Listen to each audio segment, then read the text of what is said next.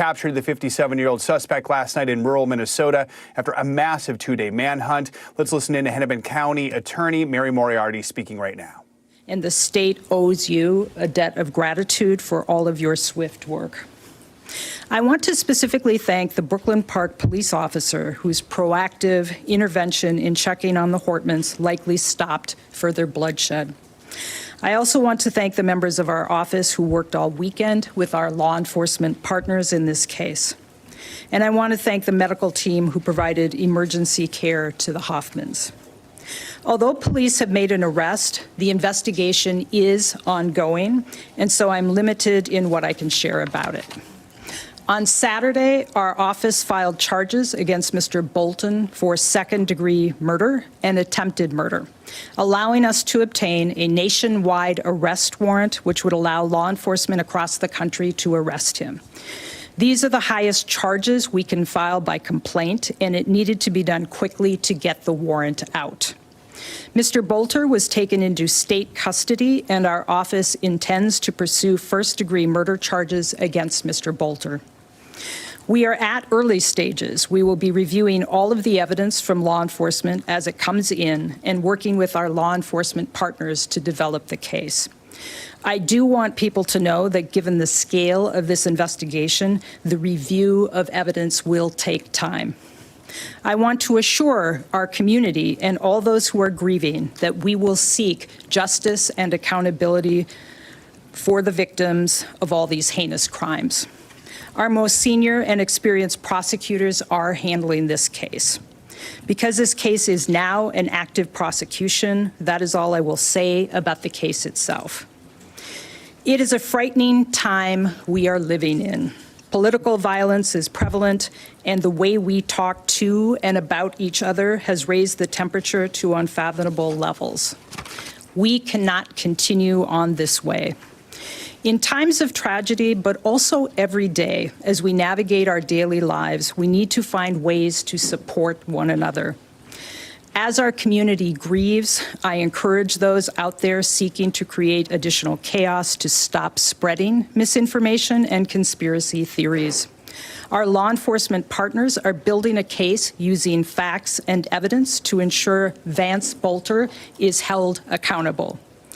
Again, I want to thank everyone who helped bring this search to a resolution, and again to express our grief, condolences, and support to the Hortman and Hoffman families.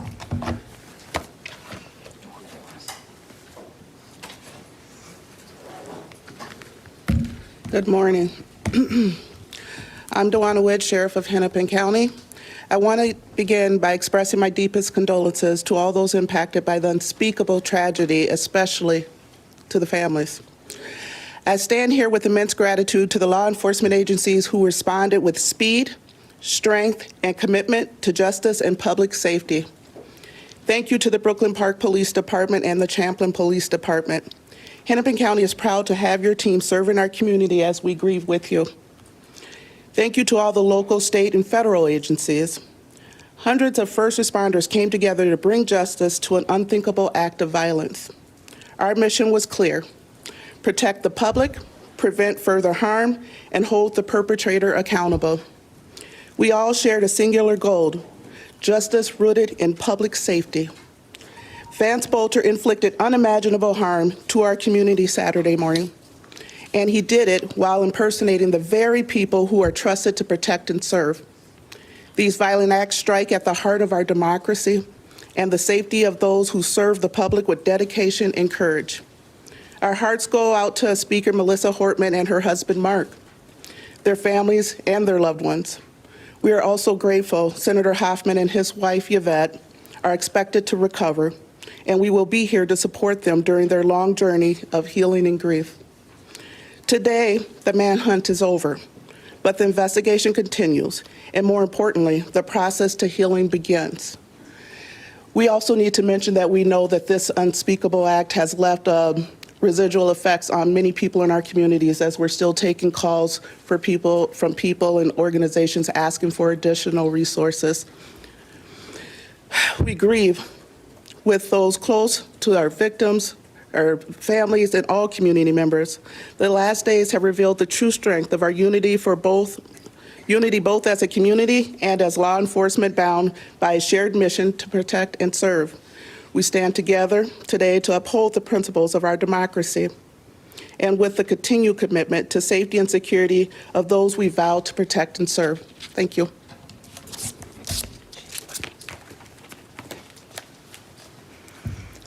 We also have Drew Evans from the BCA, Chief Mark Bruley from Brooklyn Park will stand for questions. Superintendent, I've been just curious, we were with you last night. In hindsight overnight, did the defendant give us any indication, any comments, anything you can share publicly about his mode of cooperation with authorities? Yeah. Made a decision to not take his own life at this moment, so I'm curious.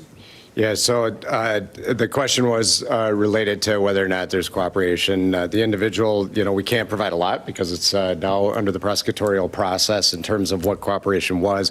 What I will tell you is that since he's been in custody, that starts the process, as the county attorney mentioned and the sheriff mentioned, of the ongoing investigation. And so what that does, there's a number of steps that went with that, regardless of the level of cooperation of the individual. Now that we have him in custody, it opens up additional investigative avenues that we'll be all working together collectively with to gather the information and evidence in this case. Can you give us any additional details on how the final moments unfolded, how you tracked him, and you mentioned last night him crawling. Can you elaborate on that a little bit? So it was mentioned the final moments of when he was taken into custody. As we mentioned yesterday, we had a extremely large law enforcement presence with dozens of investigative agencies and law enforcement and SWAT teams in the area because we believed he was in that area. We received information to begin with, a vehicle that was recovered that first led us to the Sibley County area, and that's what's concentrated our search in that area.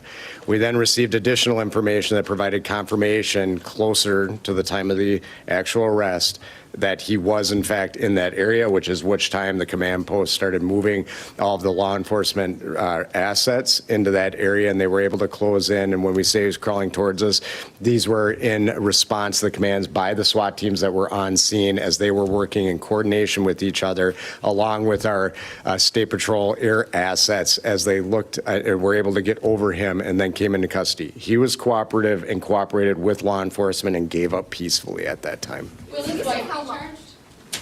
These are, again, as we said, the real work of the investigation now begins. They've been working collectively, and I want to thank the Hennepin County Attorney's Office and Mike Radmer, who's with us today, who worked really with our team all weekend long, along with others across their office and the United States Attorney's Office, to be working together on that. What I will say when it comes to his wife and anybody else, if anybody else participated in these crimes, if anybody else worked to hide him and provide assistance in getting away, that will certainly be something that we are looking at with that, and we will provide that information to our prosecutors that will analyze and determine whether or not additional charges are appropriate. Can you tell us how long you negotiated with him until he surrendered? Yeah, so it was, I don't have the specifics. The question is, how long did we negotiate with him? It was a relatively short period of time because they were moving in and he was cooperative. So it wasn't a prolonged negotiation with him. It was more that they converged on him. And because of the extremely good coordination and what they're doing, I believe he's certainly in a position where he just had to give up because he knew he was surrounded by who was there. And Mary, I have a question. I know we're going to hear shortly from So- federal prosecutors. Yeah, so if I could just say, I think, as Drew said, we've shifted into prosecution right now. And so I understand why it was important to get information out there to the public because there was a person who was suspected of these murders. Right now, what we're trying to, everybody up here is trying to do is to protect the integrity of the investigation. And so I know there's a tension. I know people want information. And right now, we're really trying to focus on the investigation so that we don't have all kinds of information out there so that as law enforcement gathers that information, if we need to present it in court, there's integrity there. So I know you all have questions, but that's the reason we're really focusing on not sharing some information. Yes, Paul? And I have a legal question. Of course. We're going to hear shortly from Yes. federal prosecutors. I got Yes. some attorneys pontificating on the morning news, and if the feds take this, if it could be a death penalty case, I don't know the specifics there. But what are we going to hear today from across the street? And do you want this case in your jurisdiction in Hennepin County? So I know that the feds are going to make an announcement, and so they can speak for themselves. What I can assure our community is that we have filed charges. As you know, we intend to seek first-degree murder charges here. The penalty for that would be life without parole. So we intend to go forward on this case because we are accountable to protect our community and hold people who commit crimes in this county accountable. Is the prosecution being coordinated between the two offices? Well, so as Drew said, there was plenty of coordination on finding him, and all law enforcement, the sheriff, Brooklyn Park, BCA, FBI, coordinated together to locate him. We certainly have been in conversation with the U.S. Attorney, and as I said, I think they're probably best able to answer questions. Is he doing the first appearance here, or is it going to be in federal court in St. Paul? Well, what would happen typically is that he would make a first appearance in state court here at 1:30. We have been told that the feds were going to pick him up at 10, and then the feds can answer other questions about that. Thank you so much. He must do. Is he making an appearance here today or not?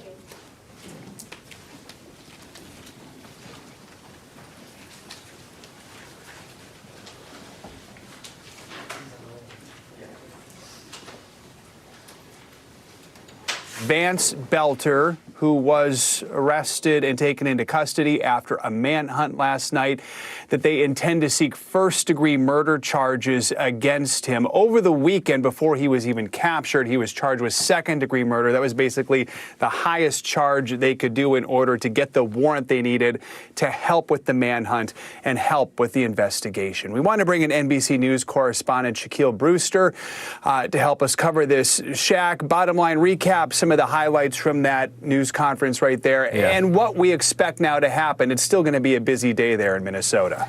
Yeah, definitely will be a busy day. We can expect court appearances later today. I think you heard in that press conference that there may be some federal charges to come, at least based on some of the chatter that they're hearing. That's something that you heard the local officials tease out there. But if we take a step back, I think the big headline from this is that they are charging this suspect with, and planning to charge the suspect with first-degree murder. When we saw some of those charging documents initially, you saw there was only that second-degree murder charge. It was a question over why those charges and not the higher charge. Well, the officials are trying to get ahead of that now and say that they're charging this suspect with first-degree murder for the killing of state lawmaker and her wife. If we also and her husband, excuse me. If we also give a little bit of context here, you know, this is a shift in tone that we've been hearing from officials really since this weekend. When the shooting happened in the overnight hours, early Saturday morning, there was that manhunt, that 48-hour manhunt. They did not know where this suspect was. They had various leads that they were chasing down. So that was the focus of a lot of the information that they were giving out, including the fact that they say this was a suspect who was impersonating a police officer, who was wearing a tactical vest, who was driving what looked like a police vehicle when he, according to authorities, committed these murders. They were trying to get as much information out to members of the public to help them crack this case. And you're hearing the shift in tone from officials now as they're saying that this is now about the investigation and the prosecution, which means they're holding back on what they're saying and the details that they're giving. A few things that I noted to listen to and really for follow-up later will be, we know that this suspect's wife was stopped by police, that she was interviewed by investigators, but we don't know what came from that. There's lots of rumors online about that, but they're not touching that aspect. But they made clear to make the point and to warn that if there was anyone who helped this suspect get away, who helped him evade police for the past 48 hours, that they could be facing some serious issues there. So that's something else to follow. But we also learned a little bit more about how they were able to obtain this suspect in the overnight hours in rural Minnesota. They said that it was an investigation and a manhunt that involved some 200 members of law enforcement, a collaboration of law enforcement agencies, and they said that it was because of both what they heard from law enforcement members, police officers who were looking for him, and regular members of the public who were able to identify this suspect, track him down. They got closer and closer, first finding his vehicle, then finding his hat. And then you had a witness Maggie Vespa, who's there in Minnesota right now, one witness who she talked to who described seeing the suspect and alerting police. And that's what led to this all law enforcement converging on what essentially is a field in rural Minnesota and putting up a drone using air assets to eventually find the suspect and get him to crawl to law enforcement. Despite the fact that he was armed, they say he was able to surrender and they were able to obtain him without any further escalation. So what we're looking at later today, again, you heard officials there tease some sort of announcement from federal authorities. It's always been the case that we know the FBI has been involved in this. It's always been the case that the suspect could be facing federal charges.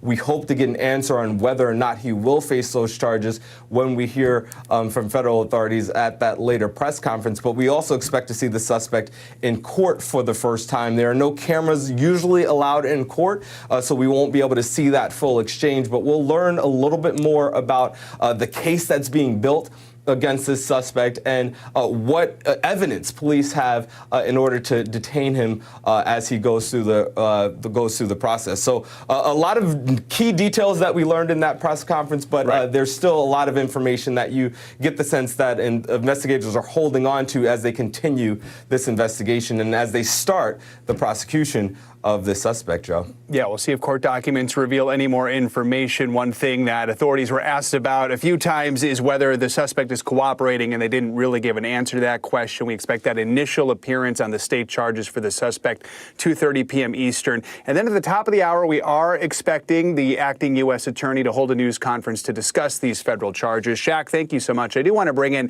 NBC News legal analyst Danny Savalos. So, Danny, first of all, help us understand here. The Hennepin County prosecutor saying they intend to turn these into first-degree murder charges. What could federal prosecutors charge him with, and why the federal charges on top of state charges here? Because presumably, and again, we'll be guessing as to what they may charge federally, but you won't see the same crimes of, say, first-degree murder, because those are typically state law crimes. However, under federal law, there is a crime, and it is a capital offense, of murder with the use of a firearm. And that's because firearms have generally and long been considered something that affects interstate commerce. That's why Congress can criminalize firearm possession under certain circumstances, like obliterated serial numbers, things like that. But there is a murder statute. Currently, Luigi Mangione here in New York is charged with murder plus the use of a firearm. So you could see that. You could see a number of federal charges, but they will be different from these traditional state law murder charges. Murder in the first degree with premeditation, and murder in the second degree, which is just general intent in Minnesota. The prosecutor there, the Hennepin County attorney, making the point that she's putting her top prosecutors on this. Talk about the work that they're doing now that the suspect is in custody to try and strengthen their case. Sure. Well, first of all, the reason that the suspect's not charged with first-degree murder is because a Minnesota criminal procedure requires that any crime punishable by life imprisonment must be charged by indictment. That means they have to go to a grand jury and convince grand jurors to indict. All other crimes can proceed by what's called a criminal complaint. And that's naturally what happened here, because this was a race against time. They were in a hurry. So they charged by criminal complaint the highest crime, which is second-degree murder, because the statutory maximum there is 40 years, not life. That's what they meant when they said this is the most we can charge him with right now by criminal complaint. But of course, they are going to be going to a grand jury to get those first-degree charges. So that is what you can expect the prosecution and the Minnesota BCA, the Bureau of Criminal Apprehension, that they're working on amassing their evidence. But it won't be a heavy lift on these alleged facts. It won't be difficult to go before the grand jury and convince them to charge first-degree murder, which adds that premeditation, not that big of a lift beyond already second-degree murder with intent. All right, Danny Savalos, appreciate your analysis. Thank you so much. That concludes this breaking news coverage. We will continue to follow all of today's developments here on NBC News Now and online at NBCnews.com. I'm Joe Fryer. Thanks for watching.